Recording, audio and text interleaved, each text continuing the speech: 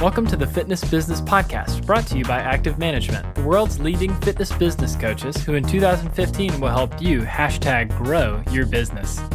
This is the world's #1 podcast for fitness business owners and managers. We interview real owners and learn what has been working for them to make them so successful. Here's the host of the Fitness Business Podcast, Chantal. Thanks, Harper. Welcome everyone to our brand spanking new show. I am so excited about the great guests we have lined up for you today because it's none other than the owner of Active Management himself, Justin Tamsett. Now, let me tell you a little bit about what you can expect to hear in today's show. JT and I have a catch up about some of the coolest gyms that he's visited lately, and you might find it very interesting to hear just what it was that made them stand out. We chat about how to find and hire great people, and he shares a few insights into what it's like being a member of a roundtable group. All in all, it's a jam-packed episode. Now, before we kick off with my chat with JT, don't forget, if you haven't already, we highly recommend that you go on and subscribe to the Fitness Business Podcast. That's so that you don't miss an episode. And if you love the show, and we hope you do, then please jump on and give us a gold star rating. All you have to do is click the link in this week's show notes. It's easy. So settle in, get comfy, and enjoy this month's show. You're listening to the Fitness Business Podcast, and it's time for Understanding the Consumer Better with JT, the Managing Director of Active Management.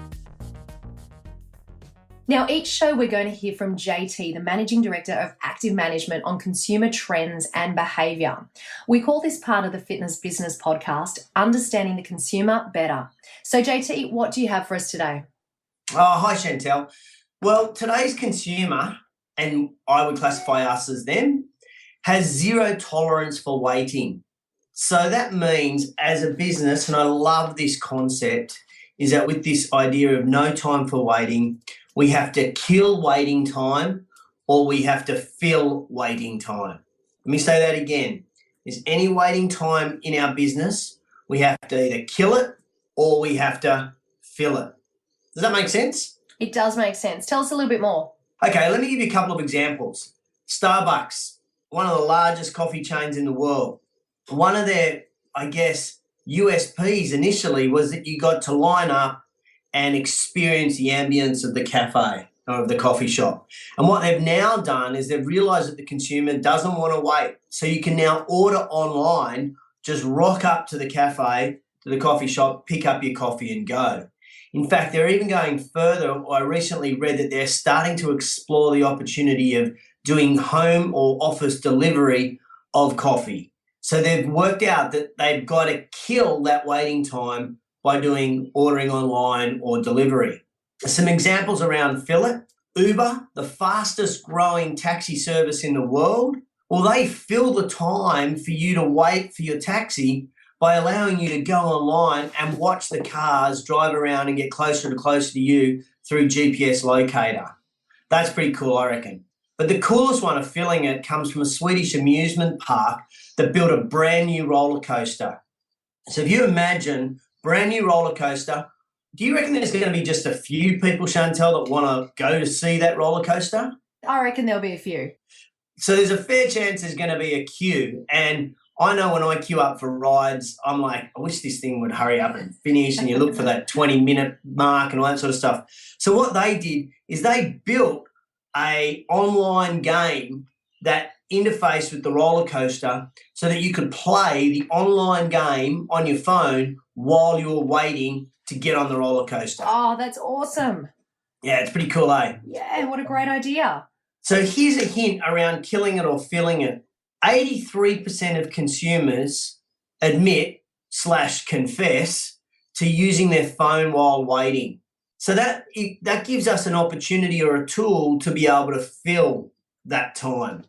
So the key in our business that we need to take away from this message today is analyse every aspect of consumer experience to identify what are our wait times, what are our lags, or what are our delays. And then we have to kill that time or we have to fill that time. That's an awesome insight and something really, really good for us to think about with consumer behaviour and how it relates to our business. Thanks so much for that, JT. My pleasure. Next month, I think next month I'm going to share some information about local love.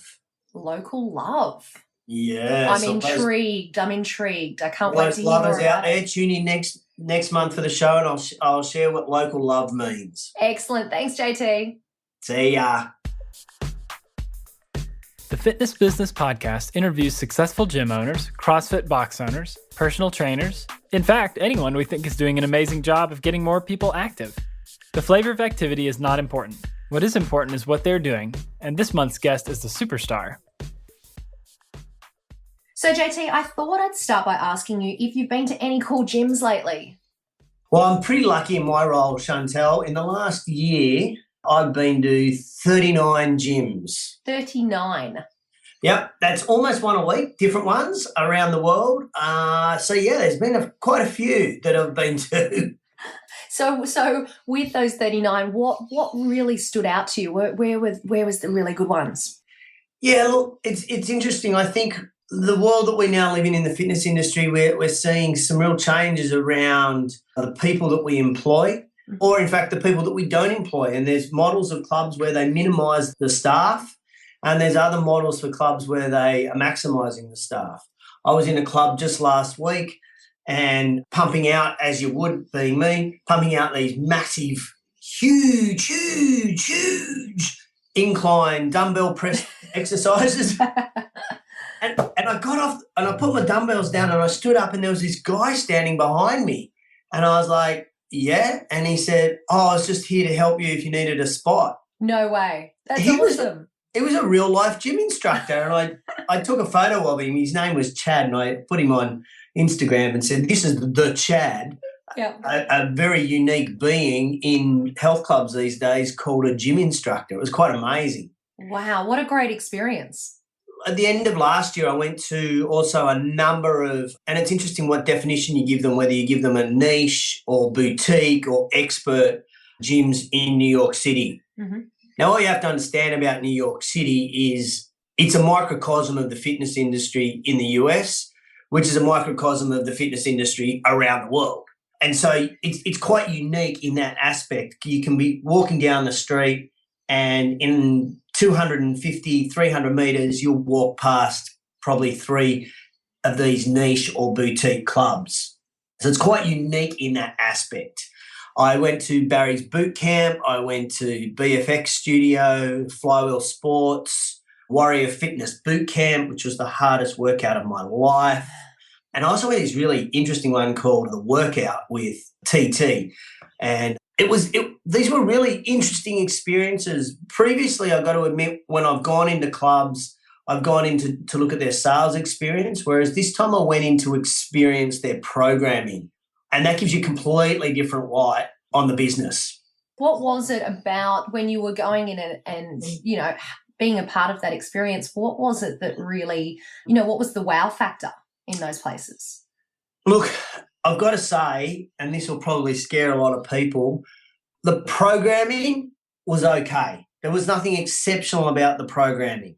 The thing that made the complete difference to me was the people. Right. It was the instructors. Mm-hmm. And the instructors were not instructors as we know in Australia, or maybe as people know in the UK, or people know in India, or even throughout the US. What these instructors were dead set entertainers. Interesting. So these guys were rock stars. Where do we go and find them?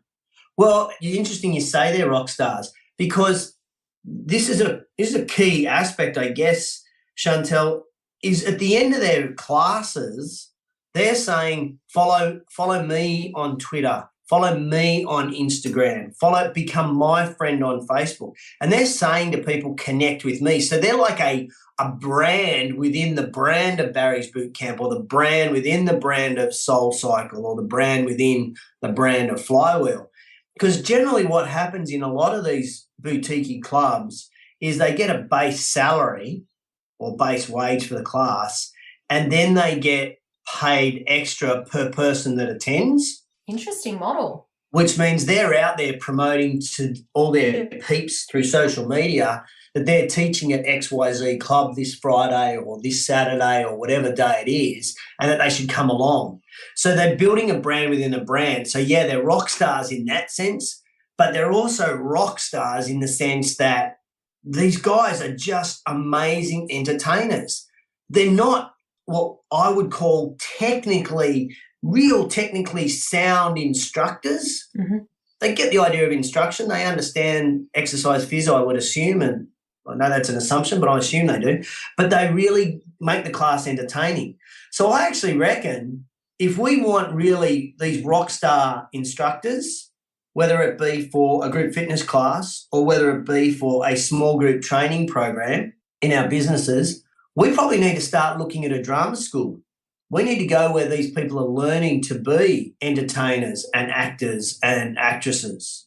And that's, I would suggest it's a drama school, and then teach them the skills to be an instructor as opposed to going to an instructor school and then teaching them how to teach in our clubs. Does that make sense? It does make sense. It's really interesting because you're saying, you know, these guys are rock star performers essentially, but it sounds to me like they're also rock star business people because they're savvy. They know that connecting with the people in the room is actually going to have a financial reward for them as well. Yeah, like there's an instructor, for example, at Soul Cycle in New York, and his name, how about this? His name is String. String. And so what he says at the end of his classes is he says, now what I want you to do is to go on and check in on a Facebook, check in that you're at Soul Cycle XYZ address in New York City and say you've just been strung out. You know, and wow. It's very unique in that aspect, and we've got to understand that it's New York and it's a microcosm of the industry. But what I think we can pull out of that is that I don't think it matters what the type of program it is. It could be lifting concrete balls off the ground, but if you've got an instructor who's entertaining and creates an atmosphere, then that lifting concrete balls will be a truly amazing experience for everybody that does it. And what I generally see in our industry is we're taking a personal trainer and turning a personal trainer who's brilliant one-on-one with clients, pretty good with 2-on-1, average with 3-on-1, but put them with 4-on-1 or 5-on-1 or even 10-on-1, and that's when they start to lose their skill level, and that becomes an issue. And therefore, we don't propagate the growth of group training because our instructor is not creating that experience. Does that make any sense? It makes complete sense. It is, and group fitness is exactly that. It's all about the experience, the atmosphere, and you're right, the instructor is very much responsible for generating that. So I think we look at the skill set of that instructor of being an entertainer as opposed to being the skill set of the instructor being outstandingly technically sound. And then based on that, we can then incentivize them as well to generate their own people coming in to participate in their classes. Yeah, I think that is a really interesting model that they've used, and I'm not aware of it. I haven't heard of that model before, but it certainly creates a great incentive for the instructor to really, as you say, have their own brand whilst operating under the brand of the actual fitness centre. And then the flip side of that is that it means that the owner of that business is really going to look after that instructor because that instructor has got their own following, so they want that following to come to their business. So the instructor is almost guaranteed that the owner of the business is going to look after them, whether that be through opportunities, more classes or whatever. Okay, so JT, we've talked about the experience when it comes to people. What else did you encounter during these trips to the gym? Yeah, look, a couple of interesting things. Certainly, Flywheel Sports have an amazing setup for their spin room. I really like they have what they call a cinema-style setup. So they have a bottom row of bikes and then they go up another level to another level of bikes and then up another level. So it's like stadium seating, but for bikes, and that's really cool. I really like that. But what I found is the bikes in the US are a lot closer together than the bikes anywhere else in the world. So any other spin room I've been to, I've found these were a lot closer. And the instructors really want you as a group. In fact, I went into one class one day where the instructor said, I'm not starting my spin class until you all move so you're within my eyesight and there's someone next to you on a bike. Interesting. So are they trying to bring the outdoor experience indoors? Is that what that's about? Yeah, and definitely bring that outdoor, so get the concept of that Peloton, but her justification, which actually made real good sense, was you'll get more energy and you'll work harder if somebody's right next to you than if 3 bikes next to you are empty. That is exactly right. And I know people in spin rooms have got their own bikes and their favoured bike or their favourite place. But when that person first went in there, they didn't have a favourite bike. So it can't be that special about the bike. They're all, to me, most of them are the same. So I thought that was a really interesting concept. With the TRX experience that I did, it was a great class. But I would say in Australia, when I've seen TRX classes done, there could be 1 metre to 1.5 metres. So let's say 3 feet or 4 feet space between me and the person next to me. In the US, you're a lot closer together. And it means you can get more bang for your real estate buck because you can get more people in. Okay. And what I find is if you go in an experience where somebody's right next to you, then that's where your expectations are set. So the analogy that I make is if you're building a health club, you put all your treadmills right next to each other, and then as you grow, you add treadmills on the end. But if you go in and you put your treadmills 1.5 feet apart and then you want to grow and you bring them in closer, then your members are going to complain and say, wow, we're too busy now, or this is too crowded, I don't like it, because their expectation was that there was 1.5 feet between each treadmill. So what I found was my expectations around space and my space was set right from the beginning and reconfigured from what I was used to in Australia, which is okay. But for the people in the US, they're like, wow, this is normal. They come to Australia and they probably go, wow, look at all this space. This feels a bit weird. So spaced out. And because of the setup, the real estate that they're using, the amount of people that they're putting into that space, did you have to book in for these classes?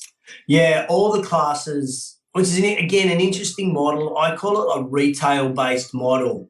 So you actually went online to the websites and you booked for one class, or you booked for, I think you buy 5 passes, 10 passes, and almost as if membership was, I was going to say a secondary, but almost tertiary offer, was right down on the scale of things that people would buy, which made it really easy entry for people. So there was no sales process. You know, when you join a gym around the world, you have to ring up, make an appointment, see a salesperson, be toured, have a price presentation, and then join. That's a pretty standard process, would you agree? Yeah, absolutely. Whereas with these niche clubs or boutique clubs, you go online, you buy either 1 pass or 5 passes, you rock up and they go, yep, you're here, you're booked in, go knock yourself out. There is no sales process. So you're not intimidated by the fact that you're going to have to go through a sales process or talk to someone, which is a very different model to what we're used to. That's why I call it like a retail model, because you just buy and you use. Interesting. Do you foresee that we will have more places moving into that model in Australia? Look, I don't know. It's a unique thinking of the consumer. And remember, the consumer in New York is probably used to buying a lot of things online. A consumer in Edinburgh, Scotland, or the consumer in Minneapolis in the US, or the consumer in Perth in Australia, they're all going to vary and be different in their savviness, if you will, around purchasing things online. Yeah. So you think this particular model works well because of the consumers that are in that area? Yeah, look, absolutely. Yeah. I think they're trained to do that. In that sense, I'm also not saying that it's not a possibility, and it's not something we should look at as an industry, that we challenge the way I think we need to challenge the way we're currently selling memberships. Yeah. And say, well, if we could make it easier entry, would we in fact be getting more people coming in and even just trying the process?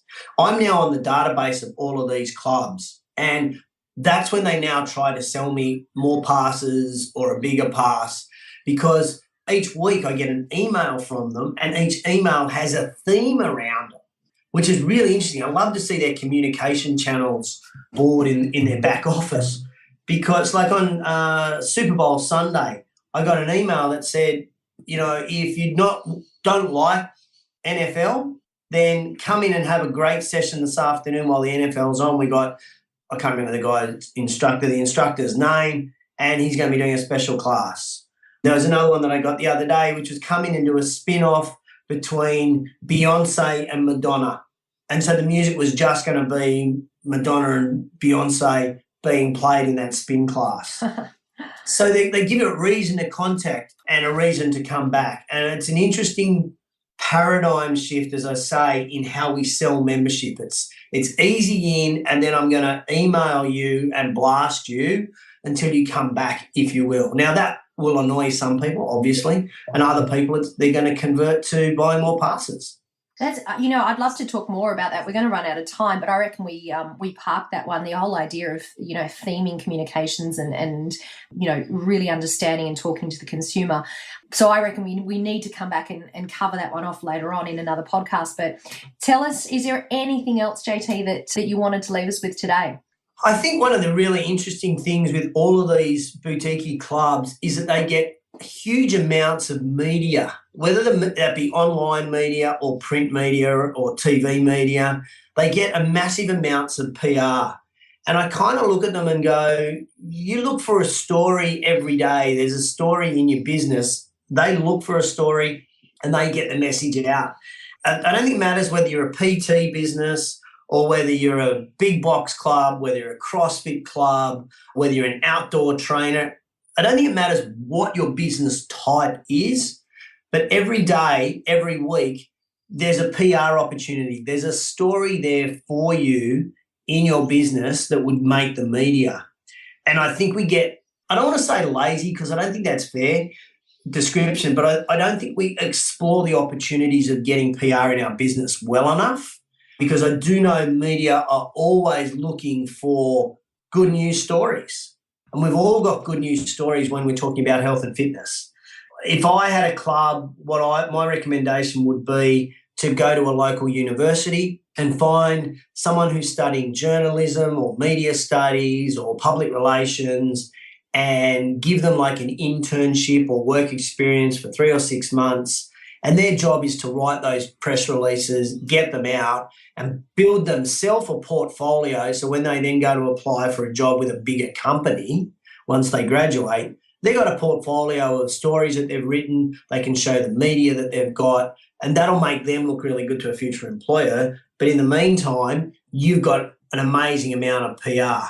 Absolutely. I think it's such an important element. And you know what, just going back on what you mentioned before, I reckon the fact of the matter is PR does fall down kind of that bottom of the priority list for a lot of gyms and PTs because there's so much other stuff going on. Yeah, and it doesn't produce income in a sense. Like if I'm designing a marketing piece, it's got a call to action, it goes into the market, and even if it bombs, I'll probably got one member that's joined from that piece that I put out there.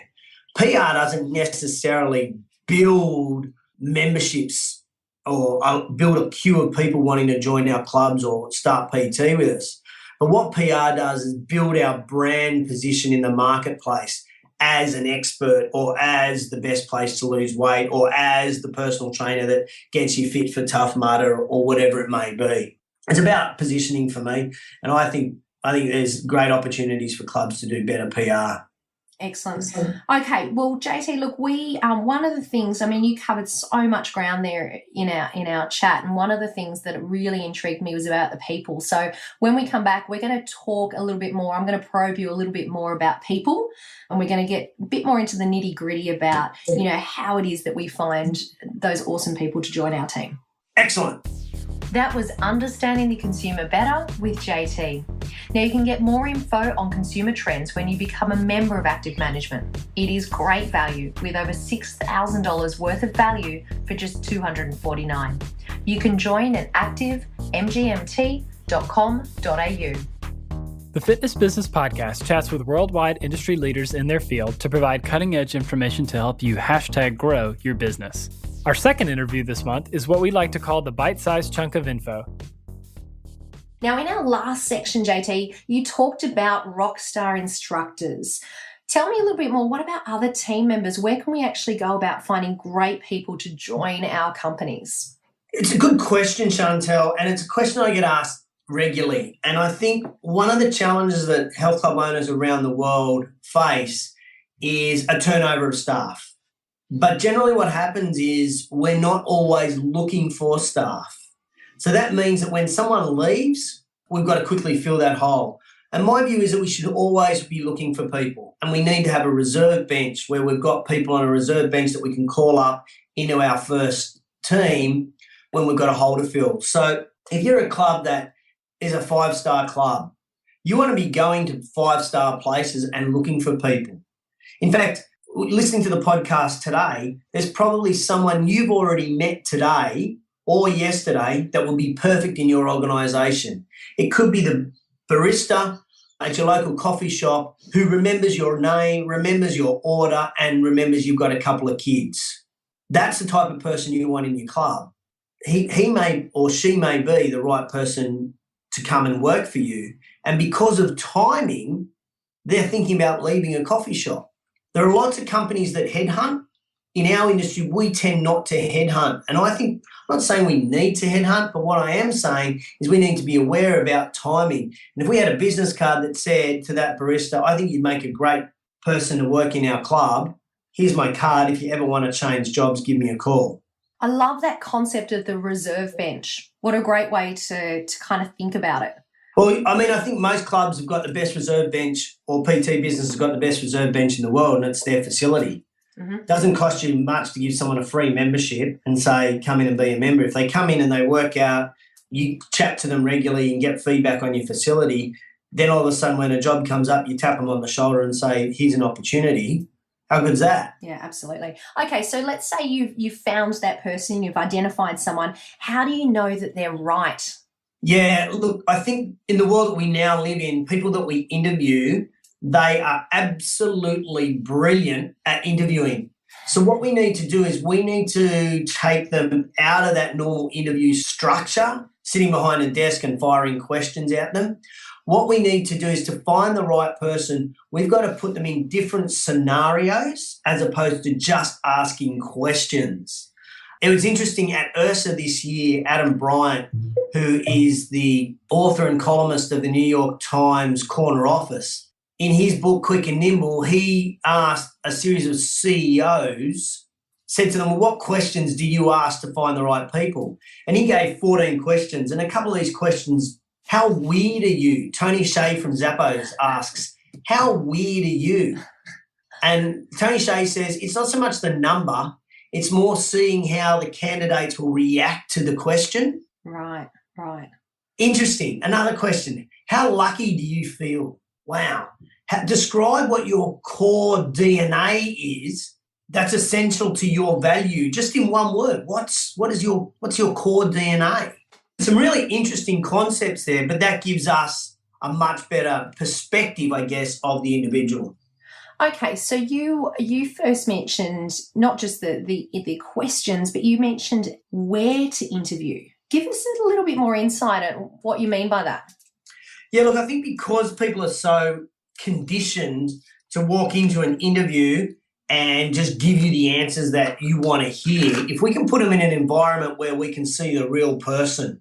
I'm not a golfer, but I would expect if I went on a golf course, by the time I was at hole 16 or 17, my potential employer would start to see what I'm really like. I might have lost a bit of patience. I might have snapped a couple of clubs. I might have sworn a little bit. Now, you may not want to play a full 18 holes of golf. What about mini putt-putt? Take them for a run, take them for a walk, have a workout with them, push them really hard in a high-intensity workout and see how they can continue the conversation or respond. What I want to do is I want to take the person out of that traditional interview mode and put them in a different environment so they can start to see what that core individual is like. Okay, so we're talking about a workout interview. Well, a workout interview is one of those options. Yep. what I really like about a workout interview, and it's not my idea, I've got to admit, I got it from Joe Sorelli from Gainesville Health and Fitness in the US, who we've featured on a previous podcast. Joe's people go through a high-intensity workout, and it's not high intensity to see how fit or how strong they are. It's to see how they respond when they're under that sort of physical pressure, see how well they listen. We used to add in, when we were doing our workout, questions to try to identify whether they were a visual person or an auditory person or a kinesthetic person. So if they got the job, we knew when we were going to train them that this person was a visual person, which meant it might take a little bit longer to train them. So we were using it for multiple reasons. I really like the idea of a workout just to see how they physically respond when they're being pushed. Excellent. So just to quickly recap, so your sort of top tips, JT, reserve bench. Number one, so have that reserve bench. Yep. Consider the questions that you're asking in the interview, and maybe even ask some things that are a little bit out of the square. And that last one was consider the actual location where you're conducting the interview.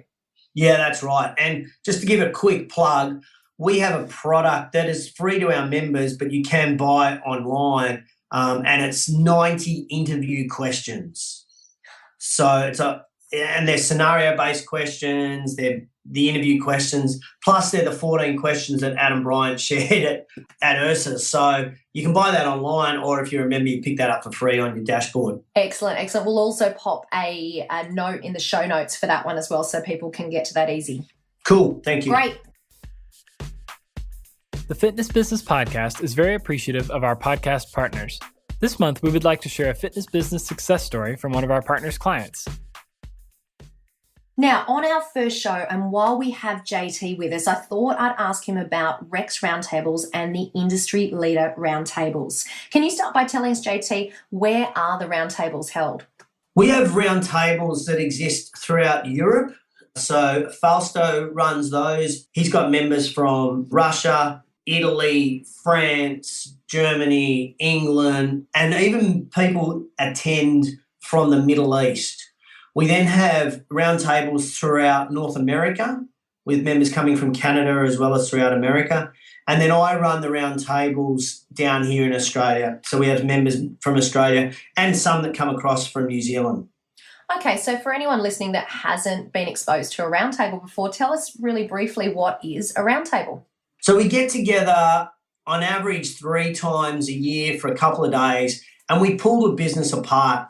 We're looking at how we can improve our businesses. It's all about 2 days of improvement of the business where we strategically look at the business. We're not looking at the operations.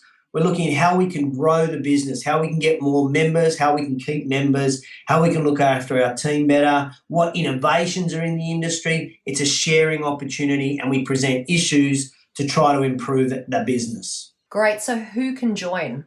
Well, anybody can join. Throughout the world, the people that get the maximum benefit are owners, absolutely. So really it's targeted toward owners. In Australia, we have personal training roundtables, so we can have personal training business owners come and join. So I would suggest to get maximum benefit it's an opportunity for owners. Okay, so how do they go about joining them? Yeah, really simple. I guess can we put this on our show notes? If they contact me directly, I can then, wherever they are in the world, I can then direct them to either Fausto or Eddie in the US, or I can talk to them. That's probably the easiest. I think if we leave it as that, although we'll put the link to REX Roundtables and the Industry Leaders Roundtables on the show notes. How does that sound? That sounds perfect. So for those of you listening that are keen to find out more about the roundtables, we'll make sure that we put the information in the show notes for today's podcast. Yeah, look, I think, Chantal, when I was a member of a roundtable and I owned a health club, it was the best thing I ever did for my business. And that's the constant feedback that I get from people, the trust that you develop, the networking that you've got with your peers. There's nothing like this at all in the world. Thanks so much for your time today, JT. Pleasure. Hope you guys all enjoy our podcast show. The Fitness Business Podcast is an educational podcast with the goal of positioning active management as your go-to fitness business coaches. By providing quality information, we hope it builds a relationship of trust between you and us. And you can do the same in your community with your very own podcast. It's a marketing strategy that you can use. And to get you started, each month we'll have a little section called Kickstart Your Podcast with our resident podcast marketing expert, Sharon. So stay tuned next month for our very first episode of Kickstart Your Podcast. It's time for the Fitness Business Podcast Wrap. What an awesome show to kickstart the Fitness Business Podcast. Now, each month, I'd like to leave you with my top 5 ideas from each episode. So here they are. Number 1, today's consumers have zero time for waiting. If there's any waiting time in our fitness business, we have to kill it or we have to fill it. Number 2, an amazing fitness experience can be achieved by recruiting the right people. Number 3, the atmosphere in a group fitness studio can be enhanced by grouping people closer together. Grouping them together equals more energy and better cost efficiency for your studio. Number 4, always be on the lookout for people. Create yourself a reserve bench of great people for your team. And number 5, interview candidates in different scenarios and different locations to truly find the right people for your business. In the next episode of the Fitness Business Podcast, we're chatting to Brent Darden. Brent currently chairs several health and fitness industry executive roundtables. He recently served as chairman of the board of directors for URSA and was formerly the owner of the highly awarded Telos Fitness Center in Dallas. During our chat, I asked Brent about the best way to select staff for a fitness business, the advantages of sharing key numbers with your team, and his opinion on what attributes make a health club better. In addition to that, we've also got the Australian Fitness Network 2014 Personal Trainer of the Year, Nadia Norman. I caught up with Nadia recently over a coffee, and she shared some of her top tips on how to get more clients, how to convert a sale, and some great tips on running an amazing fitness business. Now, don't forget to jump on and rate the Fitness Business Podcast on iTunes if you found the last 40 minutes to be valuable. And feel free to email me your suggestions, comments, feedback. My direct email address is chantal@activemgmt.com.au. I would love to hear from you. And until next month, what you leave behind is not what's engraved in stone monuments, but what is woven into the lives of others. You have been listening to the world's #1 podcast called the Fitness Business Podcast, brought to you by Active Management. We are dedicated to helping your fitness business #grow in 2015. Check out www.activemgmt.com.au for resources, tools, and more to help you. And by far, the best value for you is to become a member, so join today at www.activemgmt.com.au.